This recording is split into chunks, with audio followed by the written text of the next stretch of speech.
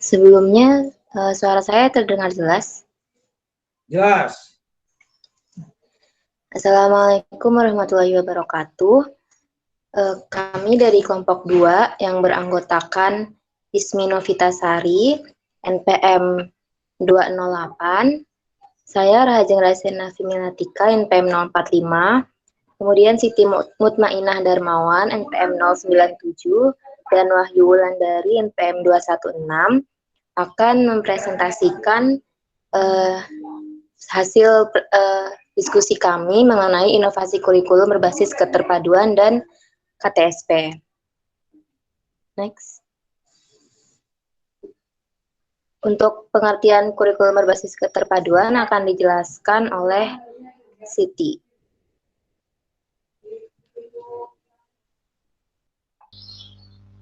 Sebelumnya apa suara saya terdengar? Dengar. Di sini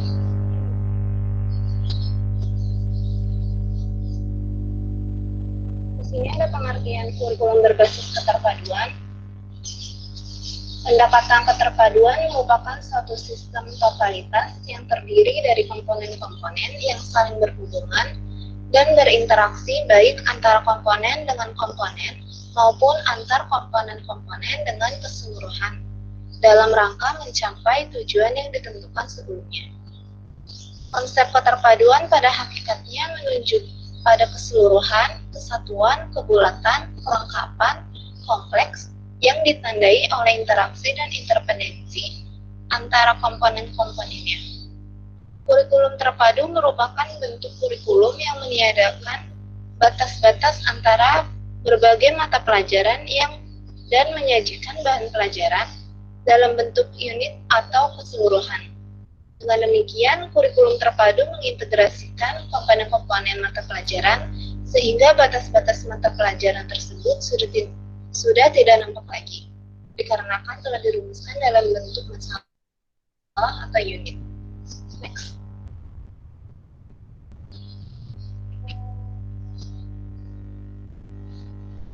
Next, ayo.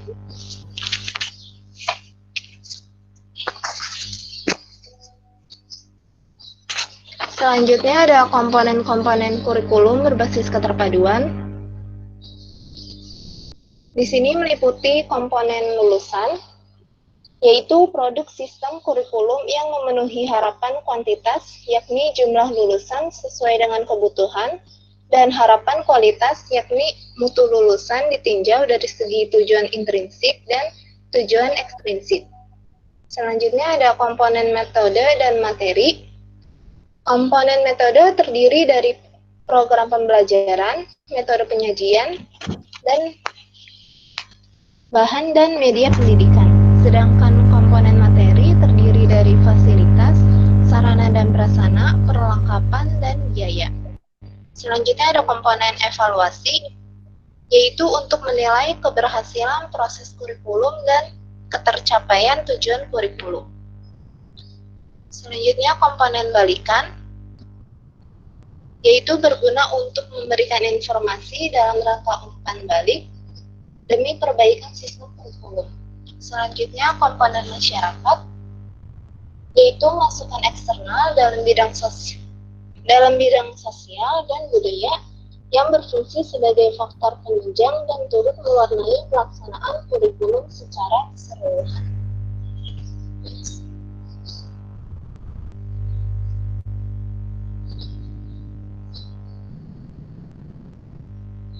Selanjutnya ada karakteristik kurikulum terpadu yang meliputi berdasarkan filsafat pendidikan demokrasi Pancasila, berdasarkan psikologi belajar Gestalt dan field theory, berdasarkan landasan sosiologis dan sosiokultural, berdasarkan kebutuhan, minat, dan tingkat perkembangan pertumbuhan peserta didik, lalu ditunjang oleh semua mata pelajaran atau bidang studi yang ada. Sistem penyampaiannya dengan menggunakan sistem pengajaran unit, yakni unit pengalaman dan unit mata pelajaran, serta peran guru sama aktifnya dengan peran peserta didik, bahkan peran siswa lebih menonjol dan guru cenderung berperan sebagai pembimbing atau fasilitator. Selanjutnya akan dijelaskan oleh Rahayu.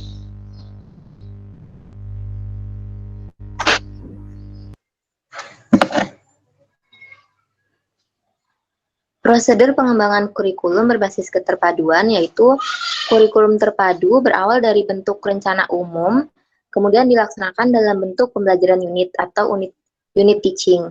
Rencana umum yang dimaksud adalah organisasi kurikulum yang terpusat pada bidang masalah, ide, inti, atau topik tertentu yang dapat digunakan untuk melaksanakan suatu pengajaran unit.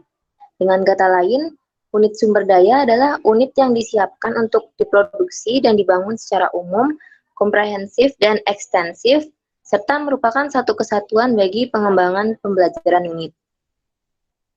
Next.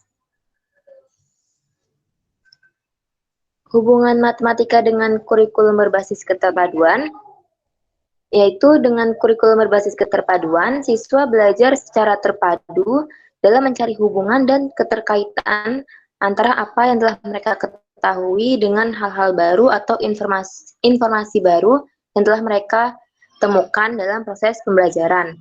Selain itu, siswa diharap mampu menghubungkan materi dalam matematika yang saling berkaitan dan juga menghubungkan matematika dengan ilmu pelajaran yang lainnya. Next.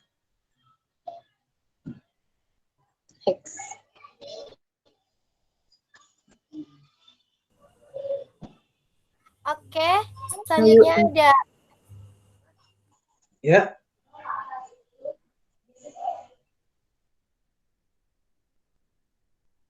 Ya, teruskan.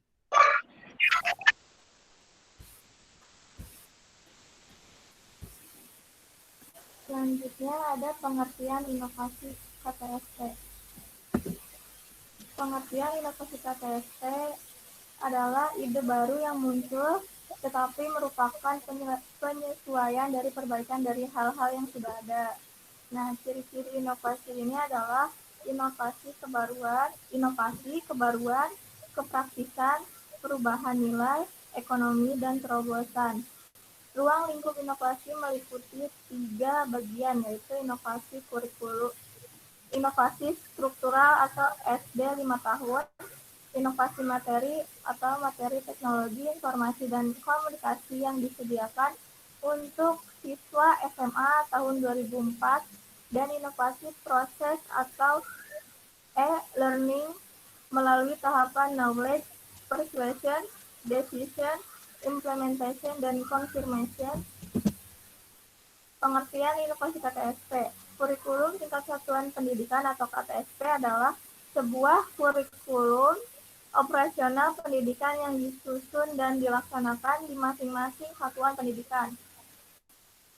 KTSP secara yuridis diamanatkan oleh Undang-Undang Nomor 20 Tahun 2003 tentang Sistem Pendidikan Nasional dan Peraturan Pemerintah Republik Indonesia Nomor 19 Tahun 2005 tentang Standar Nasional Pendidikan. KTSP adalah kurikulum operasional yang disusun oleh dan dilaksanakan di masing-masing satuan pendidikan. KTSP terdiri dari tujuan pendidikan tingkat satuan pendidikan, struktur dan muatan kurikulum tingkat satuan pendidikan, kalender pendidikan, dan juga silabus. Selanjutnya ada tabel perkembangan kurikulum di Indonesia sejak sampai tahun 2006. Nah, pada tahun 1968, kurikulumnya berfokus pada orientasi subjek matter atau mata pelajaran. Pada tahun 1975, berfokus pada orientasi terminal objektif atau TIK. Pada tahun 1984 berfokus pada orientasi keterampilan proses atau CBSA project. Pada tahun 1994 munculnya pembagian kamar antara kurikulum nasional dengan kurikulum muatan lokal. Pada tahun 2004 kurikulum berbasis kompetensi. Dia berfokus pada orientasi kompetensinya. Pada tahun 2006 berfokus pada orientasi kurikulum berbasis lokal atau daerah. atau satuan pendidikan atau KTSP. Dari tabel di atas, dari tabel tersebut dapat ditarik kesimpulan bahwa perubahan atau penyesuaian kurikulum tersebut relatif dilakukan dalam periode relatif konstan, yaitu antara 8 hingga 10 tahun. Yang kedua, perubahan mencakup aspek proses dan materi. Yang ketiga, perkembangan terakhir menunjukkan konsentrasi pendidikan untuk meningkatkan mutu dan relevansinya bagi masyarakat dan lingkungan. Selanjutnya akan dijelaskan oleh Ismi Novitasari.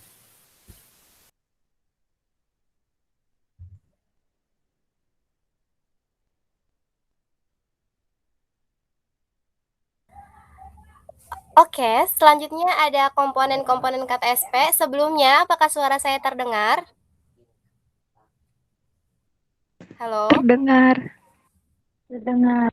Oke, selanjutnya ada komponen-komponen KTSP. Yang pertama ada visi, misi satuan pendidikan. Jadi tuh setiap setiap satuan pendidik kurikulum tuh pasti ada visi misinya. Nah, ini ada visi misi satuan pendidikan.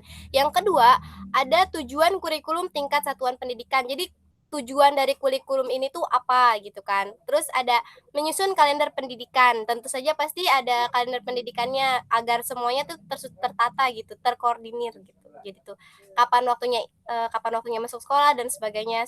Terus ada struktur muatan KTSP apa saja yang ada di dalam KTSP. Kemudian ada silabus dan yang terakhir ada RPP. Next. Prosedur pengembangan KTSP. Nah, pengembangan KTSP ini memperhatikan hal-hal sebagai berikut seperti acuan konseptual, mana acuan konsep yang dilakukan. Pengembangan KTSP ini mengacu kepada konsep yang seperti apa, terus kemudian yang kedua ada prinsip pengembangan dan komponen KTSP, prinsipnya yang mana yang dianut untuk mengembangkan KTSP ini, dan komponen-komponen di dalamnya apa, dan yang terakhir adalah prosedur operasional, jadi prosedur untuk mengembangkan KTSP tersebut. Next. Hubungan matematika dengan KTSP. Next. Nah, di dalam KTSP, sekolah diberikan kewenangan dan kekuasaan yang luas untuk mengembangkan pembelajaran sesuai dengan satuan pendidikan, potensi sekolah atau daerah, karakteristik sekolah daerah, sosial budaya masyarakat setempat, dan karakteristik siswa. Matematika memiliki bentuk yang paling sederhana sampai dengan bentuk yang kompleks, dapat membantu dalam pengembangan ilmu pengetahuan lainnya dan dalam memecahkan masalah yang muncul dalam kehidupan sehari-hari. Nah, jadi di dalam KTSP ini kan sekolah diberikan wewenang yang luas gitu kan, sesuai dengan sesuai dengan potensi sekolahnya, karakteristik sekolah, sosial budaya masyarakat, dan karakteristik siswa. Nah, hal tersebut akan menjadi komponen yang bisa membuat matematika itu diaplikasikan di sekolah itu gitu. Oke.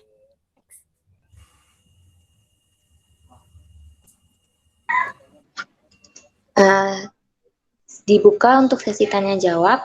Untuk sesi pertama kami buka 3 pertanyaan. Silakan yang ingin bertanya.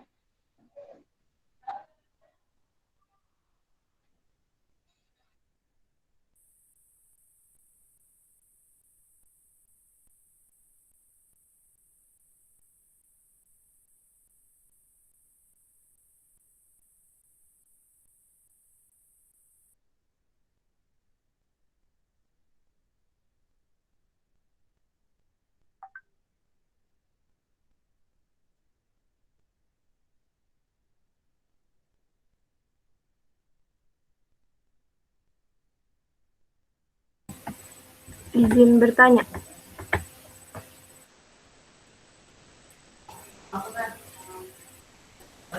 Halo? Ya. Saya Dwi Putri dari kelompok 7, NPM 09. Mau bertanya, faktor apa saja sih yang menyebabkan KTSP udah jarang digunakan gitu di sekolah? Makasih. Oke, terima kasih Dwi. Ditampung dulu ya. Iya, bertanya. Iya, silahkan. Nah, KTSP itu kan kurikulum lama ya. Nah, kenapa di inovasi pendidikan ini dibahas lagi gitu? Kenapa enggak yang dibahas itu ke kurikulum 13? Terima kasih. Terima kasih, kembali ditampung dulu. Bertanya. Ajeng izin bertanya.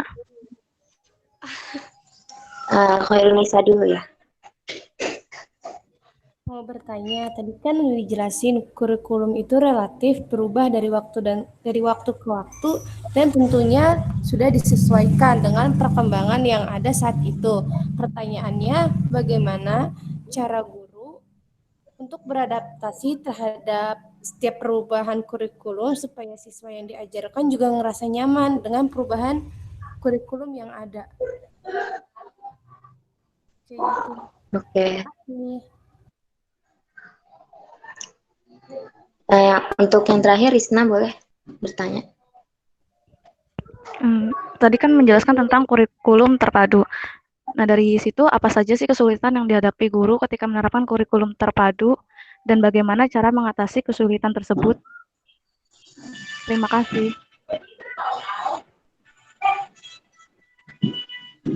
Untuk sesi tanya jawab yang pertama ditutup dahulu. Kami akan berdiskusi terlebih dahulu.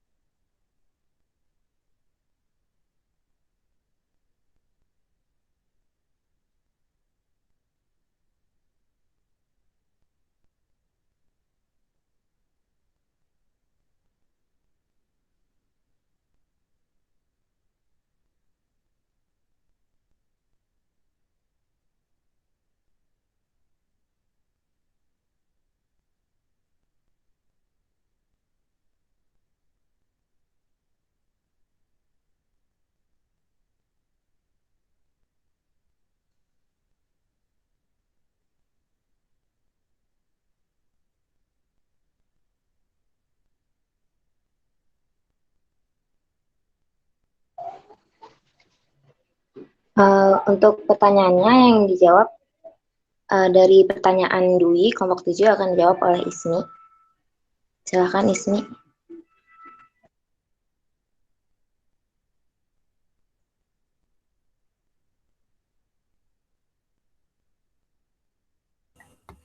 Halo, apa suara saya terdengar?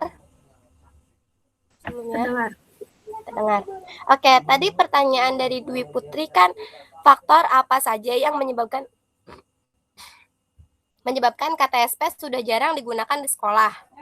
Nah, menurut kami salah satu faktornya yakni tuntutan dari pemerintah yang mengharuskan untuk mengganti kurikulum yang bertujuan agar peserta didik atau siswa terdorong untuk mampu lebih baik dalam melakukan observasi, bertanya, bernalar secara kritis, berkomunikasi, atau mempresentasikan apa yang mereka peroleh dan mereka ketahui atau ketika mereka menerima materi gitu. Jadi kenapa KTSP diganti itu karena tuntutan dari pemerintah agar diciptakannya kurikulum yang baru untuk mendorong para peserta didik agar bisa mampu lebih baik dalam melakukan observasi, kegiatan bertanya, bernalar secara kritis, mengkomunikasikan apa yang mereka peroleh atau mereka ketahui dan materi yang mereka dapat. Adapun objek yang menjadi pembelajaran dalam penataan dan penyempurnaan kurikulum 2013 menekankan pada fenomena alam, sosial, seni, dan budaya. Melalui pendekatan itu diharapkan siswa kita memiliki kompetensi, sikap, keterampilan, dan pengetahuan jauh lebih baik. Mereka akan lebih kreatif, inovatif, dan lebih produktif sehingga nantinya mereka bisa sukses dalam menghadapi berbagai persoalan dan tantangan di zaman yang memasuki masa depan yang lebih baik. Jadi, kenapa diganti sama kurikulum 2013? Karena kurikulum 2013 ini dia sudah menyempurnakan dianggap bisa menyempurnakan kurikulum kurikulum KTSP itu gitu. Ada yang kurang jelas nggak, Dwi? Sudah jelas, Ismi. Terima kasih. Oke, sama-sama, Dwi. Selanjutnya untuk pertanyaan dari Khairunisa akan dijawab oleh Siti.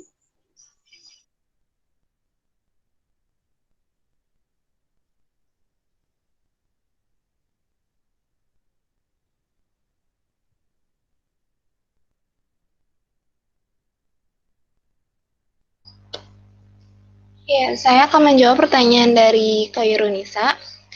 Pertanyaannya kan setelah tabel perkembangan kurikulum itu dijelaskan, kurikulum relatif berubah dari waktu ke waktu. Selanjutnya bagaimana cara guru beradaptasi terhadap perubahan kurikulum tersebut. Kalau menurut kelompok kami, guru sebagai pelaku utama dalam dunia pendidikan harus siap dengan segala perubahan kebijaksanaan meskipun tidak kita sukai.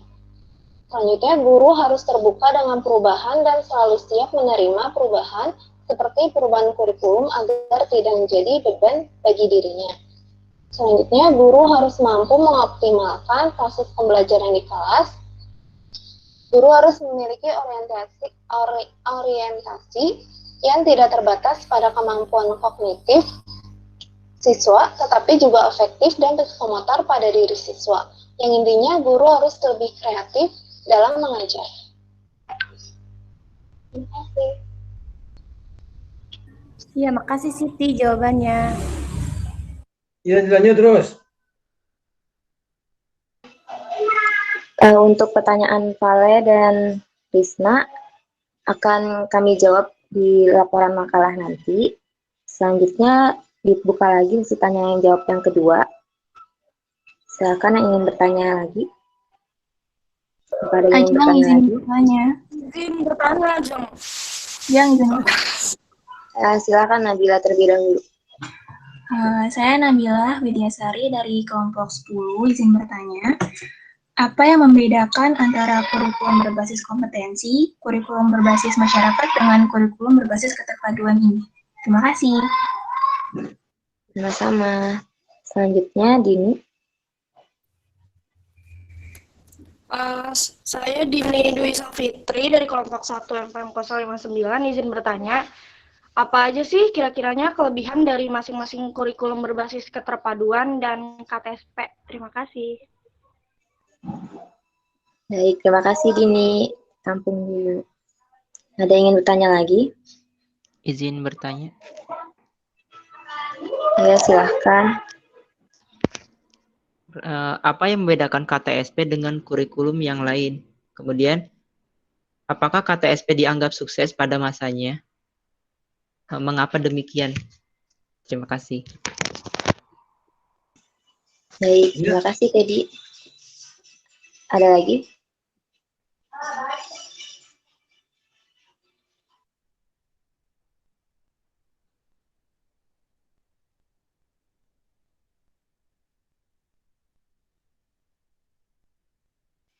Apa ada yang ingin bertanya lagi?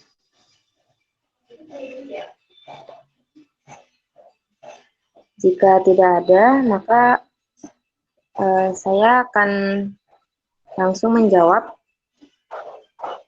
pertanyaan dari Teddy.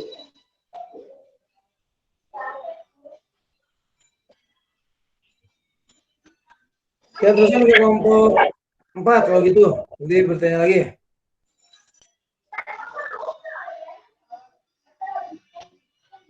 Untuk pertanyaan tadi, apa yang membedakan KTSP dengan kurikulum lain? Kemudian, apakah KTSP dianggap sukses pada masanya? Lalu, mengapa demikian?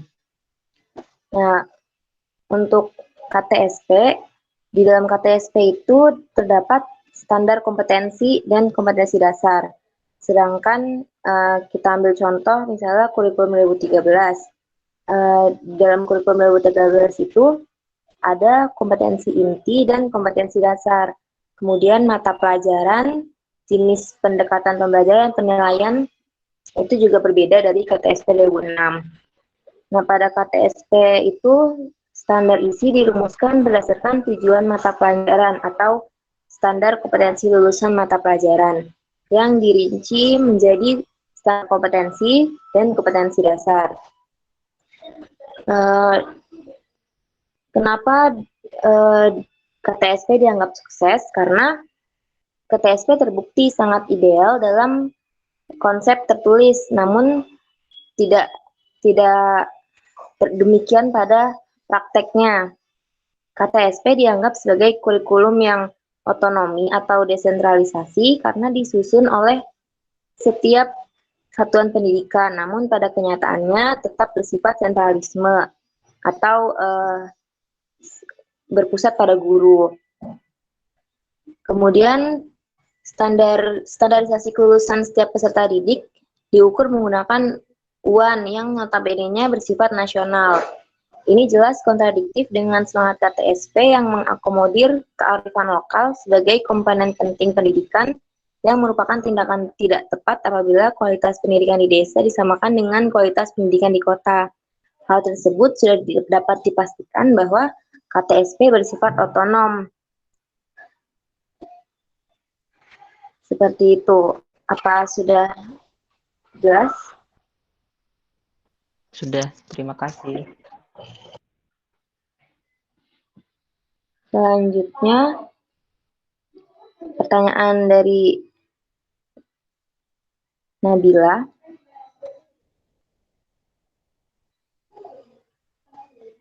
Pertanyaannya yaitu, apa yang membedakan antara kurikulum berbasis kompetensi, kurikulum berbasis masyarakat dengan kurikulum berbasis keterpaduan? Apa yang menjadi ciri khas dari kurikulum berbasis keterpaduan? Kalau di PowerPoint tadi kan sudah tertera kalau karakteristik kurikulum berbasis keterpaduan ini memiliki ciri khas yang memfokuskan pada pengembangan kemampuan. Sedangkan kurikulum berbasis kompetensi itu meniadakan batas-batas antara berbagai mata pelajaran dan menyajikan bahan pelajaran dalam bentuk unit. Kemudian perbedaannya mulai dari pencapaian kompetensi siswanya itu berbeda, kemudian orientasinya, penyampaian pembelajarannya, dan pendekatannya itu juga berbeda. Apa sudah cukup puas dengan jawabannya? Ya, yang lainnya. Silakan.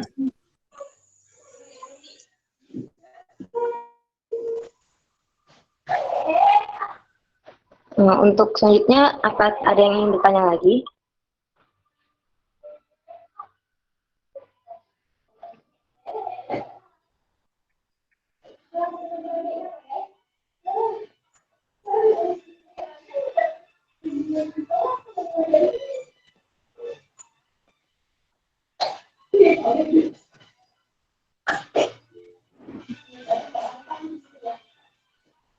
Ya, silakan Tata.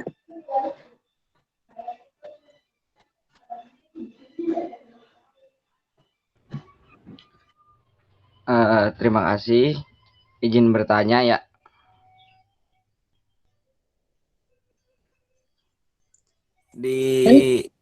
Kedengeran nggak sebelumnya?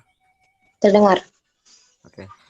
di hubungan matematika dengan KTSP kan tadi dijelasin ya kalau misalkan sekolah itu punya kekuasaan atau wewenang yang luas ya untuk mengembangkan pembelajarannya, tapi sesuai dengan ya apa landasannya di satuan pendidikan. Nah, kalau misalkan sekolah itu membuat kebijakan nih di luar ketentuan yang sudah ditentukan satuan pendidikan, tapi menurut mereka tuh itu ya baik gitu buat pembelajaran ke depannya gitu. Kan tadi diberi wewenang yang luas gitu. Nah, itu bagaimana sih?